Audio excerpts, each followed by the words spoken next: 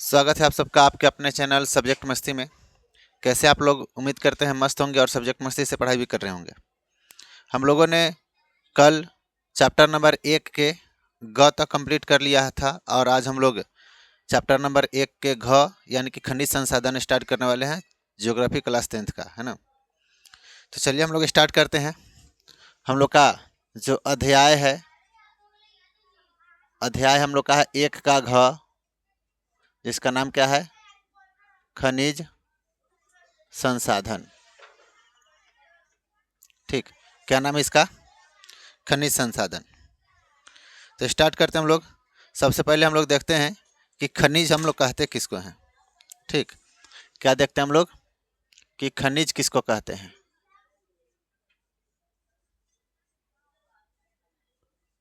ठीक, इधर से निकलिए। देखते हैं हम लोग क्या खनिज किसको कहते हैं। तो देखेंगे कि निश्चित अनुपात में रासायनिक एवं भौतिक विशिष्टताओं के साथ निर्मित एक प्राकृतिक पदार्थ को खनिज कहा जाता है ना। या इसको बोल सकते हैं, इसके कई परिभाषा हैं। या बोल सकते हैं कि निश्चित रासायनिक संयोजन एवं विशिष्ट आंतरिक परमाणविक संरचना वाले ठोस प्राकृतिक पदार्थ को खनिज कहते हैं। या संसाधन आधुनिक सभ्यता एवं प्रकृति के आधार स्तंभ है। याद रखेंगे, यहाँ पर देखेंगे कि हम लोग बोलेंगे कि निश्चित अनुपात में रासायनिक एवं भौतिक खनिज, हम लोग लिखेंगे कि निश्चित अनुपात में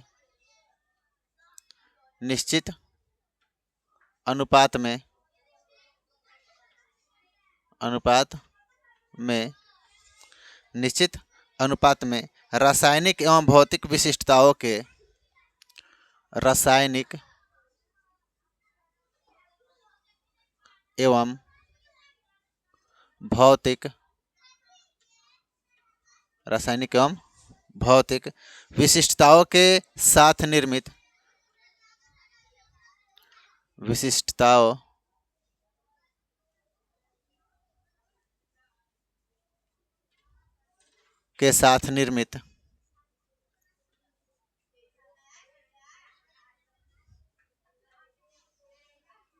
विशिष्टताओं के साथ निर्मित एक प्राकृतिक पदार्थ को खनिज कहा जाता है।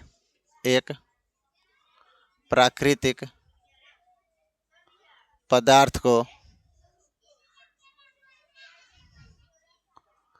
खनिज कहते हैं।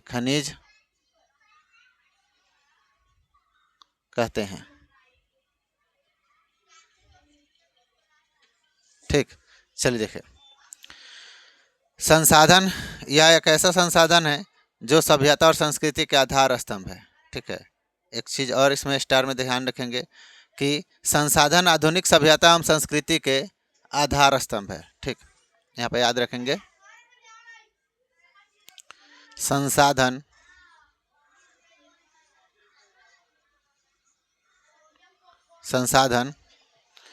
आधुनिक सभ्यता एवं संस्कृति के आधार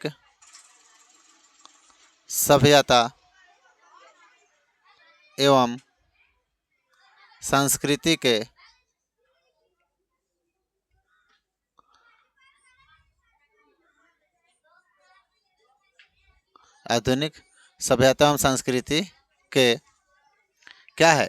तो आधार स्तंभ है। क्या है? आधार स्तंभ है। ठीक, पूछेगा संसाधन आधुनिक सभ्यता और संस्कृति के क्या है, तो क्या बोलेंगे? आधार स्तंभ। क्या बोलेंगे? आधार स्तंभ बोलेंगे। ठीक, चलिए देखिए, यानी कि कहा जा रहा है कि 2000 से अधिक खनिज की पहचान की जा चुकी है, किंतु 30 खनिज ही आर्थिक दृष्टि से विशिष्ट महत्व रखते हैं। यानी कि 2000 से अधिक खनिज की पहचान हो चुका है, लेकिन जिसमें से 30 खनिज ही आर्थिक दृष्टि से विशिष्ट महत्व रखते हैं। यानी कि 30 से अब ज़्यादा हो चुका होगा। ठीक है, तो यहाँ पर याद रखेंगे क्या कि 2000 से अधिक खनिज की पहचान की जा चुकी है। क्या लिखेंगे? 2000 से अधिक 2000 से अधिक खनिज की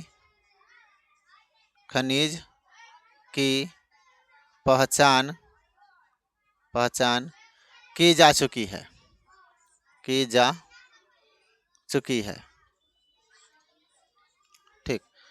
2000 से अधिक खनिज की पहचान की जा चुकी है, किंतु 30 खनिज ही आर्थिक दृष्टि से विशिष्ट महत्व रखती हैं। परंतु 30 खनिज ही आर्थिक दृष्टि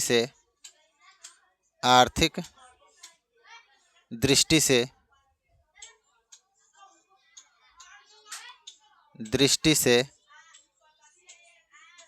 विशिष्ट महत्व रखती है। ठीक, आर्थिक दृष्टि से क्या रखती है? विशिष्ट महत्व रखती है। भारत में 100 से अधिक खनिज मिलते हैं। भारत में कितने खनिज मिलते हैं? 100 से अधिक खनिज भारत में मिलते हैं। यहाँ पर लिखेंगे भारत में 100 से अधिक खनिज मिलते हैं। भारत में कितने खनिज मिलते हैं? तो 100 से अधिक। भारत में खनिज के सर्वेक्षण एवं विकास की दिशा में, ठीक है, यहाँ पर लिखेंगे भारत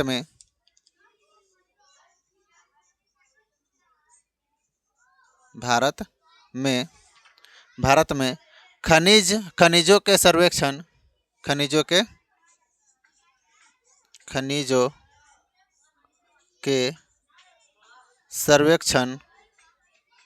ठीक, खनिजों के सर्वेक्षण एवं विकास की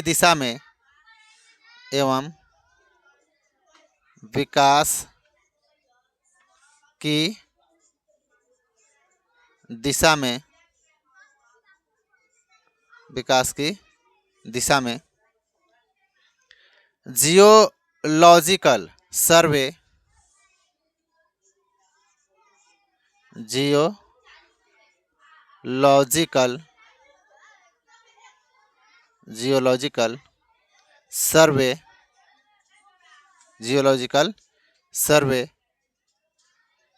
ऑफ इंडिया और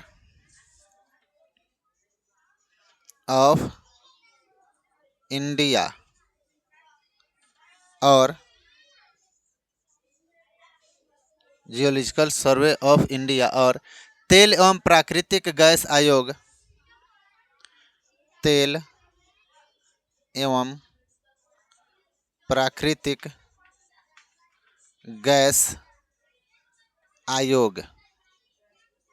ठीक, तेल एवं प्राकृतिक गैस आयोग महत्वपूर्ण कार्य कर रही है।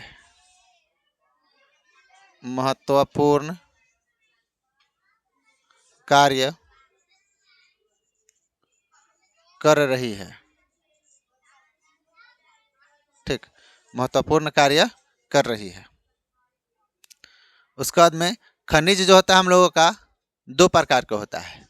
खनिज कितने प्रकार का होता है? 2 प्रकार के। तो यहाँ हम लोग हेडलाइन बनाएंगे खनिज के प्रकार। खनिज प्रकार कितने प्रकार का होता है? 2 प्रकार के। एक होता है धात्विक खनिज और दूसरा होता है अधात्विक खनिज। ठीक, ध्यान रखेंगे। एक होता है हम लोगों का, एक में धात्विक खनिज और दूसरा में क्या होता है? अधात्विक खनिज। ठीक, देखिए, धात्विक खनिज यानी कि ऐसा खनिज जिसमें धातु का अंश हो। धातु का क्या हो? अंश हो, उसको क्या कहते हैं? धात्विक खनिज। यानी कि धातु का क्या हो? धातु का अंश हो। धातु का क्या हो? अंश हो। ठीक, तो धातु क्या होता है? तो लोहा होता है। क्या होता है? लोहा। यानी कि ऐसा खनिज जिसमें लोहा का अंश हो, धातु का अंश हो, उसको हम लोग क्या बोलते हैं? धात्विक खनिज। क्या बोलते हैं?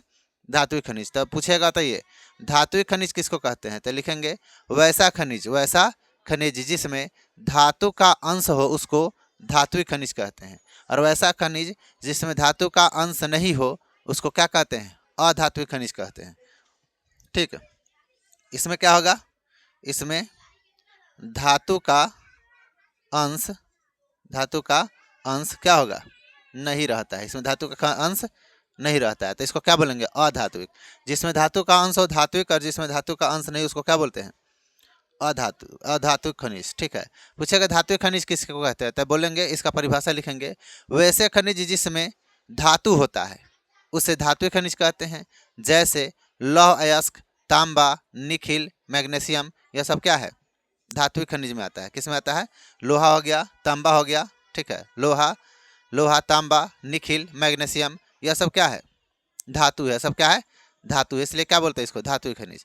तो सीधा बोलेंगे वैसा खनिज जिसमें धातु का अंश होता है उसे धात्विक खनिज कहते हैं।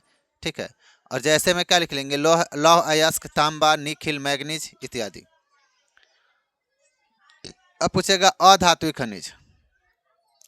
ठीक है, तो अधात्विक खनिज पढ़ने से पहले हम लोग यहाँ पर देखते हैं धात्विक खनिज किसको कहते हैं। तो बता दी, इसका परिभाषा लिख लेंगे हम लोग कि वैसा खनिज जिसमें धातु का अंश होता है उसको क्या कहते हैं? धात्विक खनिज।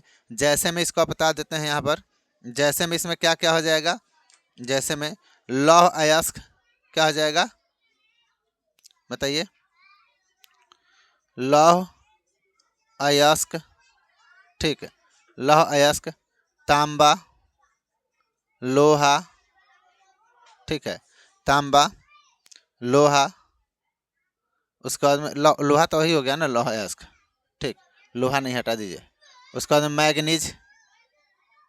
मैग्नीज, ठीक है, ये सभी चीज़ें क्या है?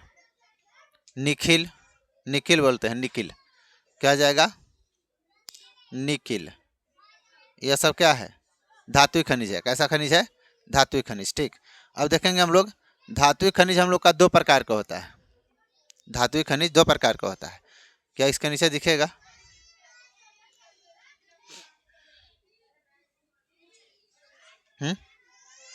देखिए यहाँ पर लिखते हैं हम लोग, यहाँ पर लिखेंगे धात्विक खनिज के प्रकार। ठीक, धात्विक खनिज के प्रकार।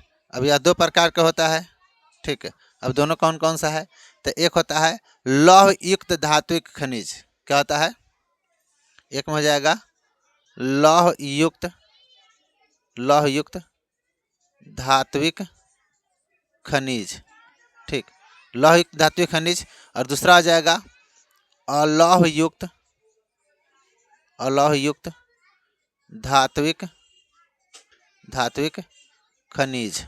ठीक, एक हो जाएगा लौह युक्त धात्विक खनिज और दूसरा हो जाएगा, बताइए, अलौह युक्त धात्विक खनिज। ठीक, तो देखिए लौह युक्त धात्विक खनिज यानी कि जिसमें लोहा का अंश होता है। इसमें लोहा का अंश क्या होगा? रहता है। ठीक, इसमें क्या होगा? लोहा का अंश इसमें होता है। ठीक, और इसमें क्या होगा? इसमें लोहा का अंश नहीं होता है। ठीक, जिसमें लोहा का अंश होगा उसको लौह युक्त धात्विक खनिज, और जिसमें लोहा का अंश नहीं होगा उसको अलौह युक्त धात्विक खनिज। ठीक, अगला टॉपिक है, तो फिर कहिएगा सर लौह युक्त धात्विक खनिज अगर पूछेगा तो क्या बोलेंगे? लिखेंगे वैसे धात्विक खनिज जिसमें लोहा का अंश पाया जाता है ना, उसको क्या कहते हैं? लौह युक्त धात्विक खनिज कहते हैं। कैमरामैन रोकिए, कहाँ दिख रहा है? चलिए देखिए, लौह युक्त धात्विक खनिज यानी कि वैसे धात्विक खनिज जिसमें लोहा का अंश पाया जाता है उसे लौह युक्त धात्विक खनिज कहते हैं। ठीक, जैसे इससे लौह युक्त धात्विक खनिज, इसको यहाँ से हम हटा देते हैं, इसको बाद में हम लोग लिखेंगे। पहले लौह युक्त को ही अच्छे से लिख लेते हैं। देखिए जैसे इसमें देख लेते हैं, इसमें कौन कौन आ जाएगा? जैसे, ठीक, जैसे में हम लोग का इसमें आ जाता है, इसको तो परिभाषा लिख लेंगे, हम बता दिए जिसमें लोहा का अंश हो उसको लौहयुक्त बोलेंगे। वैसा खनिज जिसमें लोहा का अंश पाया जाता है उसको लौहयुक्त धात्विक खनिज कहते हैं। लिख लेंगे परिभाषा खुद से, है ना। अब देखिए इसको क्या लिखेंगे, जैसे में लौह अयस्क, मैग्नीज, निकिल, टंगस्टन, है ना, टंगस्टन के ये जो लिख रहा है नहीं दिख रहा है, ठीक है, टंगस्टन। उसके बाद में हो जाएगा मैग्नीज, मैग्नीज, लौह अयस्क, लौह अयस्क, ठीक, लौह अयस्क, और क्या निकिल, क्या लिख सकते हैं, निकिल, ठीक। ये सब क्या है, लौहयुक्त धात्विक खनिज है, लौहयुक्त धात्विक खनिज है। अभी धात्विक खनिज के दो प्रकार बताए हैं, तो एक हो गया लौहयुक्त और दूसरा हो जाएगा अलौहयुक्त। दूसरा क्या आ जाएगा,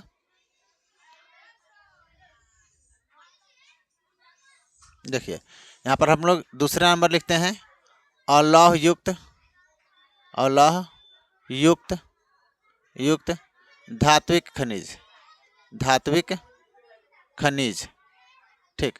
तो इसका परिभाषा हमको नहीं लगता है कि बताना पड़ेगा, ठीक। क्या बोलेंगे कि वैसा खनिज जिसमें लोहा का अंश नहीं पाया जाता उसको क्या बोलेंगे, बताइए।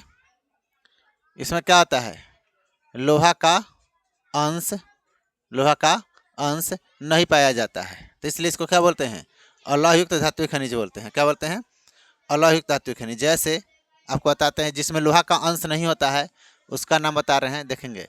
जैसे क्या आ जाएगा, सोना, सोना में लोहा को मिक्स किया जाता है, नहीं, सोना में लोहा को मिक्स किया जाएगा नहीं, तो यह अलौहयुक्त हो गया। चांदी, क्या आ जाएगा, चांदी, ठीक है, इसमें लोहा का अंश नहीं पाया जाता, दूसरा कुछ मिक्स किया जाता है लेकिन लोहा मिक्स नहीं किया जाता है, ठीक। चांदी, सीसा, क्या आ जाएगा, सीसा, बॉक्साइड, बॉक्साइट, ठीक, शीशा हो गया, बॉक्साइट हो गया, टीन हो गया, ठीक, टीन, तंबा आदि, ठीक। ये सब क्या है, यह अलौहयुक्त धात्विक खनिज है। क्या है, अलौहयुक्त धात्विक खनिज, ठीक। अब एक चीज पूछ देगा, हमेशा पूछता है, बताइए लौहयुक्त धात्विक खनिज और अलौहयुक्त धात्विक खनिज में अंतर लिखे, ठीक। लौहयुक्त धात्विक खनिज और अलौहयुक्त धात्विक खनिज में क्या लिखे, अंतर लिखे। तो लिखेंगे दो भागों में बांटकर, एक साइड लौहयुक्त और एक साइड अलौहयुक्त। लौहयुक्त में लिखेंगे जिन खनिज में लोहे का अंश पाया जाता है उसे, यानी कि पाया जाता है उसे हम लोग लौहयुक्त धात्विक खनिज कहते हैं, और जिस खनिज में लोहे का अंश नहीं पाया जाता उसको क्या बोलते हैं, अलौहयुक्त धात्विक खनिज कहते हैं। देखेंगे इसका यानी कि लिखेंगे लौहयुक्त में कि इसका उपयोग लोहे एवं इस्पात बनाने में किया जाता है, ठीक है, इसका उपयोग लोहा और इस्पात बनाने में किया जाता है, लेकिन इसका उपयोग लोहा और इस्पात बनाने में नहीं किया जाता है। फिर लिखेंगे इधर ये यानी कि स्लेटी, धूसर यानी कि मटमैला आदि रंग के होते हैं, कौन, लौहयुक्त। लौहयुक्त जो होता है कहाँ गया, लौहयुक्त, ये वाला लौहयुक्त। इसमें यह कैसे होता है, तो यह होता है स्लेटी, ठीक है, स्लेटी, धूसर, मटमैला रंग के मिलेगा, ठीक। लेकिन यह क्या होता है, यह अनेकों रंग में पाया जाता है, कौन, अलौहयुक्त, अनेक रंग में पाया जाएगा, ठीक। उसके बाद आपको बताते हैं कि यह रवेदार चट्टानों में पाया जाता है। यह किस चट्टान में, रवेदार में, और यह कहा जाता है यह सभी प्रकार के चट्टानों में पाया जाता है। तो हम लोग क्यों नहीं इसको लिख ही ले, है ना। क्या पूछेगा, आपका क्वेश्चन पूछता है कि लौह युक्त और अलौहयुक्त, अलौहयुक्त, अलौहयुक्त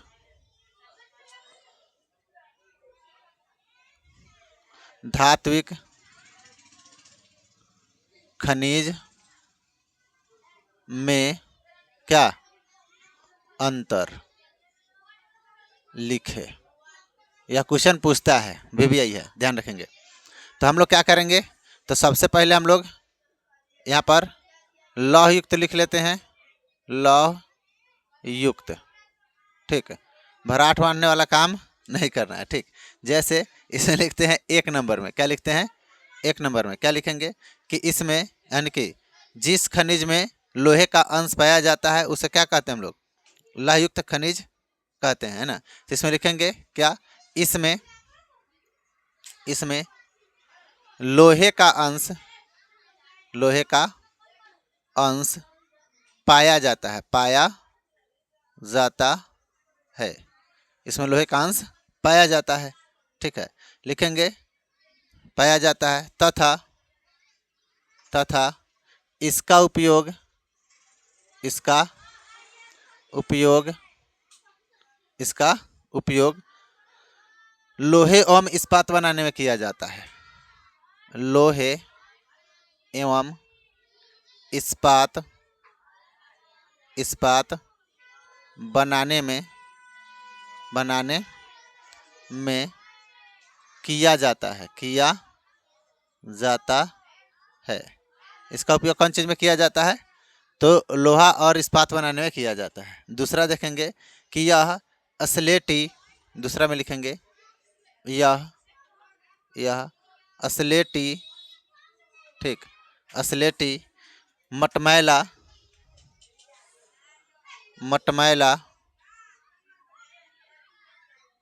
आदि रंग के पाया जाता है, आदि रंग के पाया जाता है।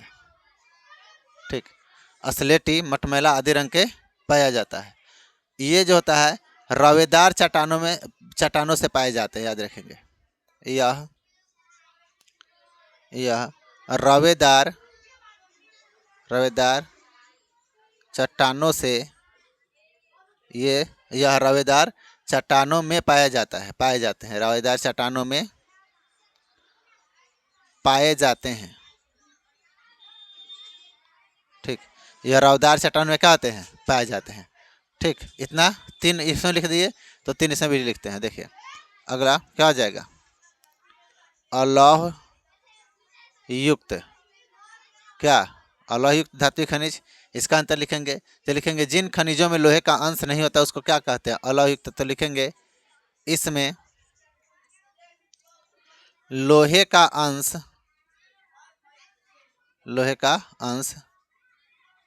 नहीं होता है। ठीक, इसमें लोहे का अंश नहीं होता है। ठीक, फिर दूसरा क्या लिखेंगे? दूसरा लिखेंगे हम लोग कि ये अनेक रंगों के हो सकते हैं। दूसरा क्या लिखेंगे? ये अनेक रंगों के हो सकते हैं, ठीक। तीसरा नंबर देखेंगे, तीसरा लिखेंगे ये सभी प्रकार के चट्टानों में पाए जाते हैं। यह सभी प्रकार के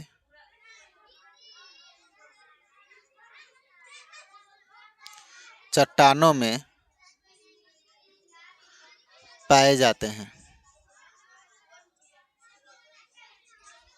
ये सभी प्रकार के चट्टानों में पाए जाते हैं। अगर पूछेगा अंतर तो बता देंगे, बोलिए।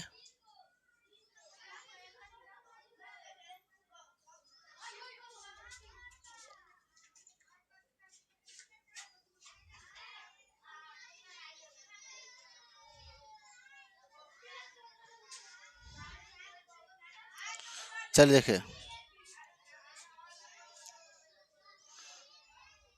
अब देखेंगे हम लोग कार्बन के आधार पर खनिज को 2 भागों में बांटा गया है।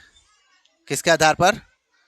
कार्बन के आधार पर। ध्यान देंगे, यहाँ पर लिखेंगे कार्बन के आधार पर खनिज। ठीक, कार्बन के आधार पर खनिज। तो इसमें भी हम लोग का 2 प्रकार का होता है। एक में लिखेंगे कार्बनिक खनिज, क्या बोलेंगे? कार्बनिक खनिज। ठीक, क्या बोलेंगे? कार्बनिक खनिज। तो लिखेंगे वैसा खनिज जिसमें जीवाश्म होते उसे कार्बनिक खनिज कहते हैं, है ना? क्या लिखेंगे? वैसा खनिज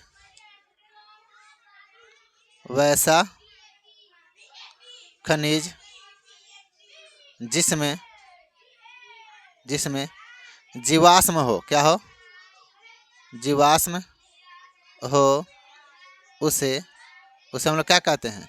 कार्बनिक खनिज कहते हैं। जैसे कोयला, पेट्रोलियम इत्यादि। जैसे में हम लोग देखते हैं, यहाँ पे लिखते हैं जैसे कोयला, पेट्रोलियम पेट्रोलियम, पेट्रोलियम, ठीक है, आदि, ठीक। यह कार्बनिक खनिज हो गया। अब देखेंगे हम लोग क्या, अकार्बनिक खनिज।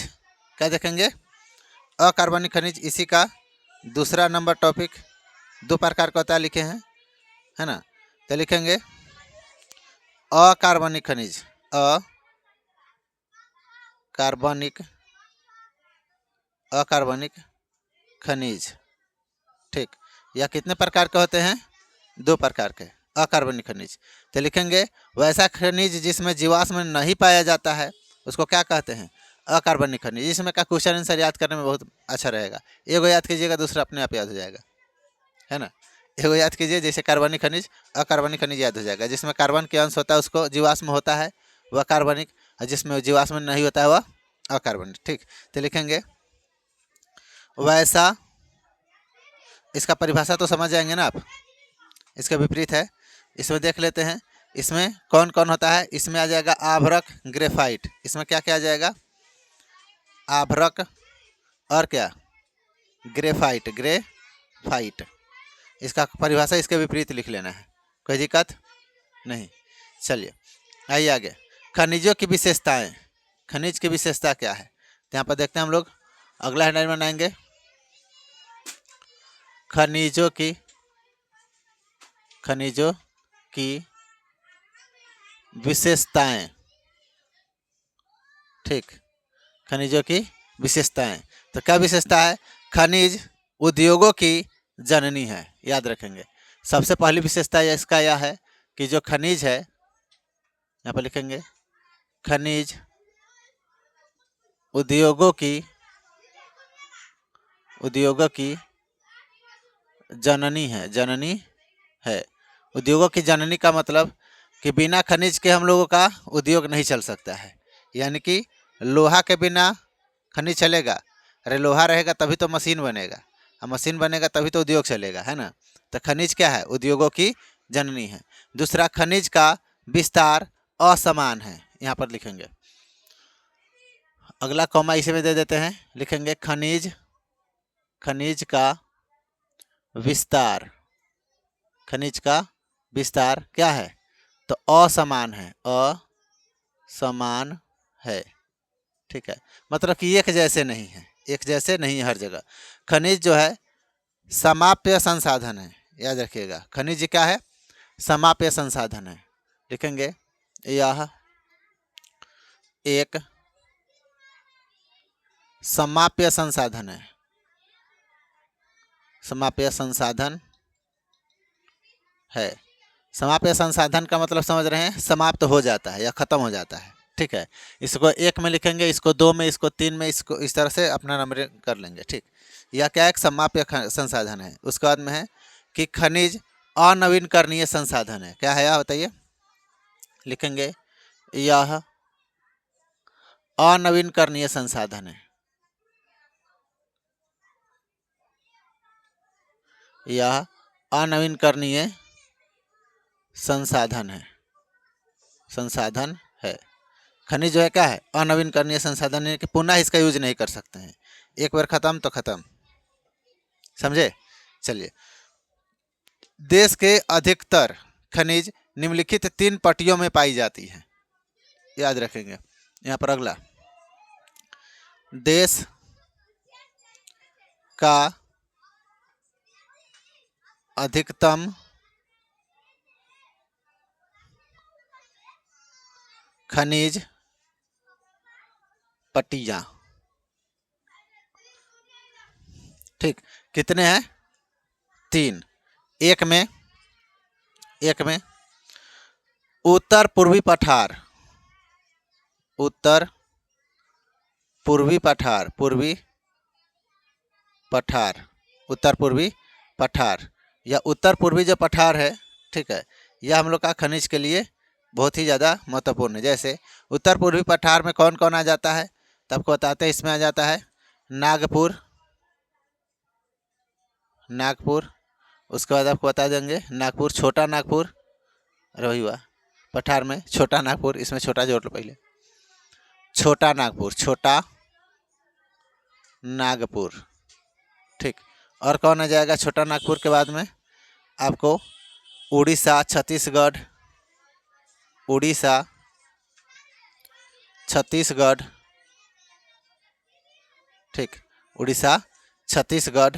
उसके बाद में आपको बताते हैं उड़ीसा, छत्तीसगढ़ तथा आंध्र प्रदेश का पठार, तथा आंध्र प्रदेश का पठार, आंध्र प्रदेश का पठार आदि किस में आ जाता है? उत्तरी पूर्व पठार में, उत्तरी पूर्व पठार में। ठीक है, चलिए देखें।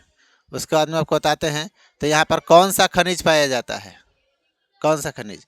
तो बोलेंगे इसमें आपको लौह अयस्क, मैग्नीज, आभरक। ठीक है, इसमें क्या क्या पाया जाता है? लौह अयस्क, लौह अयस्क, मैग्नीज, मैग्नीज, आभरक। ठीक, लौह अयस्क, मैग्नीज, आभरक। बॉक्साइट, चूना पत्थर, बॉक्साइट, बॉक्साइट, चूना पत्थर, चूना पत्थर, बॉक्साइट, चूना पत्थर। ठीक, क्या बोलेंगे? बॉक्साइट, चूना पत्थर। उसके बाद में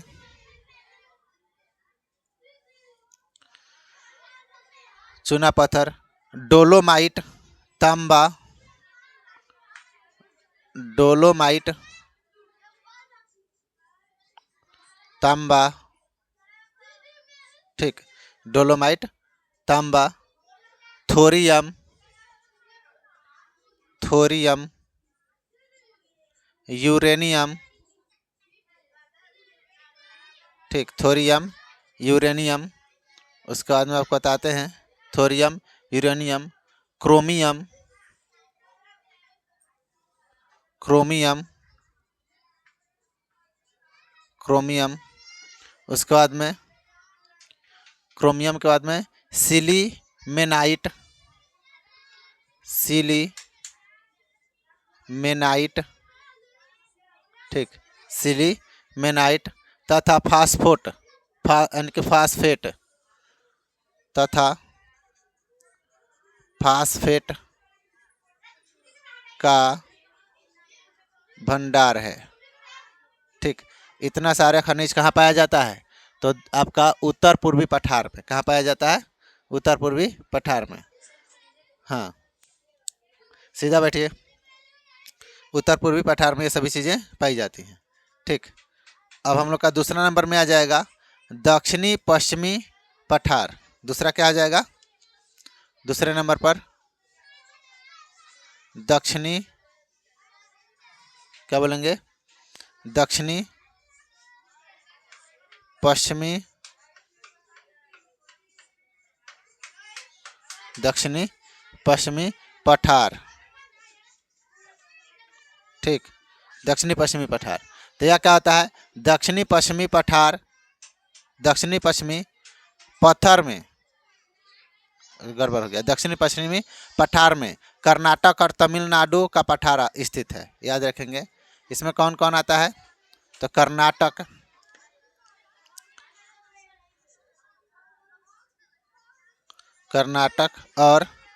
कर्नाटक और कौन सा? तमिलनाडु, तमिलनाडु का पठार इसमें क्या है? शामिल है। ठीक, इस दोनों को मिलाकर हम क्या बोलते हैं? दक्षिणी पश्चिमी पठार। क्या बोलते हैं? दक्षिणी पश्चिमी पठार। ठीक, देखिए दक्षिणी पश्चिमी पठार में लौह अयस्क, मैग्नीज, ठीक है, बॉक्साइट। इसमें कौन कौन सा पाया जाता है? क्या क्या पाया जाता है? तो बोलेंगे इसमें लौह अयस्क, लौह अयस्क, लौह अयस्क हो गया। उसके बाद में हो गया मैग्नीज, मैग्नीज। ठीक, उसके बाद आपको बताते हैं मैग्नीज, बॉक्साइट, बॉक्साइट आदि पाया जाता है, पाया जाता है, ठीक, आदि पाया जाता है। उसके बाद आपको बताते हैं कि देश की सभी तीनों सोने की खान दक्षिणी पश्चिमी पठार में ही यानी कि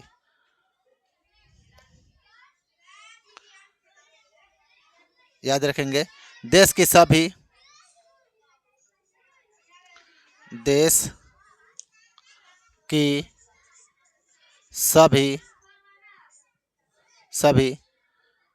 सोने की खान,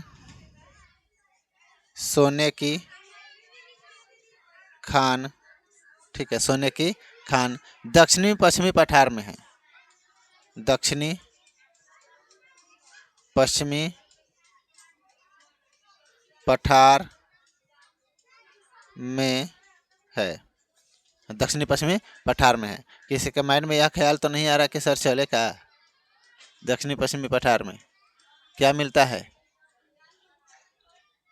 ठीक है, सोने का पूरा खान है ना। चल देखिए, तो हम कहेंगे नहीं जाइए, देखिए उत्तर पश्चिमी प्रदेश, ठीक है। अगला क्या आ जाएगा, तीसरा नंबर उत्तर पश्चिम प्रदेश, ठीक।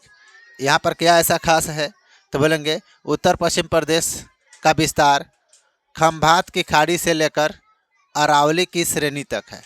इसका विस्तार कहाँ से है, तो यहाँ पर लिखेंगे खंभात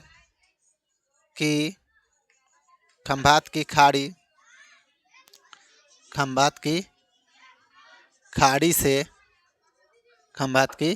खाड़ी से कहाँ, अरावली की श्रेणी तक, अरावली की श्रेणी तक है ना। इसका विस्तार कहाँ से है, तो खंभात की खाड़ी से अरावली की श्रेणी तक। उत्तर पश्चिम प्रदेश में चांदी सीसा है ना। यहाँ पर क्या क्या पाया जाता है, तो चांदी यहाँ पर लिखेंगे, क्या क्या मिलेगा यहाँ पर, चांदी सीसा, ठीक, चांदी मिलेगा, सीसा मिलेगा। उसके बाद में आपको बताते हैं जस्ता तंबा, उसके बाद में है बालू पत्थर, ठीक, बालू पत्थर, ग्रेनाइट, ठीक, संगमरमर, ठीक, क्या हो जाएगा, संगमरमर। उसके बाद में आपका हो जाएगा जिप्सम,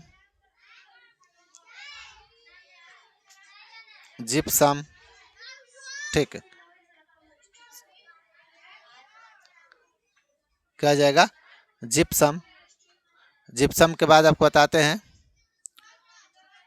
ठीक, जिप्सम, मुल्तानी मिट्टी,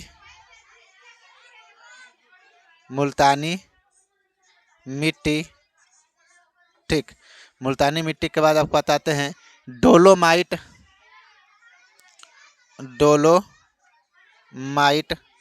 उसके बाद में चूना पत्थर, ठीक, चूना पत्थर। उसके बाद आपको बताते हैं नमक, क्या हो जाएगा, नमक,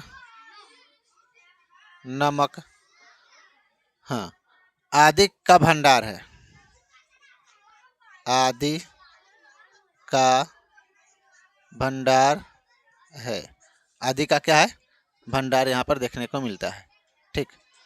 अब देखेंगे हम लोग